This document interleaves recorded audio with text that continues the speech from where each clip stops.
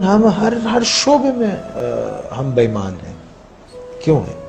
تعلیم کا شعبہ، اس میں سفارش اور سیاست ہے، سیاست کے اندر سیاست ہے، اور رشوت ہم لیتے ہیں، بے ایمانی ہم کرتے ہیں، جھوٹ ہم بولتے ہیں، دوسروں کو تکلیف ہم دیتے ہیں، دوسروں کے مالوں پہ قبضہ کر لیتے ہیں، یتیموں کا مال کھا جاتے ہیں، غریبوں کو تکلیف دیتے ہیں، مسکین مسافر محتاجوں کو ان کا حق نہیں دیتے، کسی کی مدد نہیں کرتے، اپنے لیے سب جمع کر کے رکھتے ہیں، اپنے سے آگے نہیں سوچتے.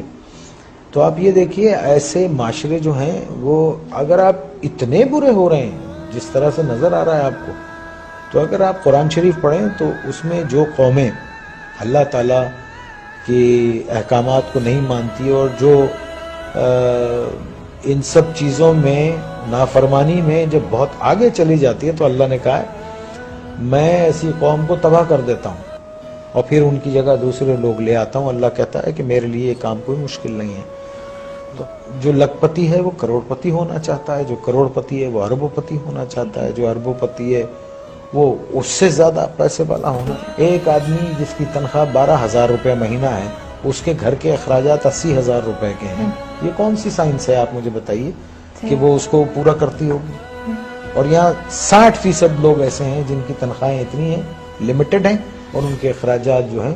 تو پھر کیا کرتے ہیں آپ؟ شارٹ کٹس مارتے ہیں، شارٹ کٹس مارتے ہیں. اور ایک بات یاد رکھیے، دیکھیے اگر آپ نے اپنی اولاد کو حرام کھلایا نا، حرام، بے ایمانی، چوری چکاری، ان سب چیزوں سے لوٹ کے یہ سب چیزوں سے کھلایا، تو وہ آپ کے پاس وہ سارا ویسے ہی نکل جائے گا. آپ دیکھیے کبھی جمع کر کے نہیں رکھ سکتا.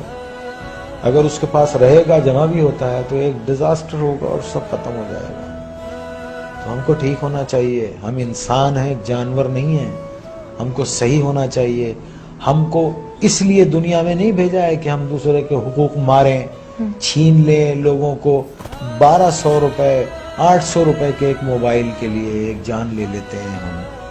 کبھی وہ تنہائی میں بیٹھ کے وہ سوچتے نہیں ہوں گے کہ ایک انسان کی زندگی جب وہ پیدا ہوتا ہے تو وہ گوشت کا لوتھڑا ہوتا ہے، پھر وہ انسانی فارم میں آتا ہے، پھر وہ دنیا میں آتا ہے بے سہارا، بے بس. ماں اس کو 9 مہینے پیٹ میں رکھتی ہے، پالتی ہے، پھر وہ گرم سرد کا مقابلہ کرتا ہے اور بڑا ہوتا ہے، چوٹیں لگتی ہیں، دھوپ ہے، بارش ہے، اور پھر ایک آدمی اس کو ایک 500 روپے کے موبائل کے لیے اتنی تک و دو سے پلنے والے بچے کو گولی مار کے چلا جاتا ہے.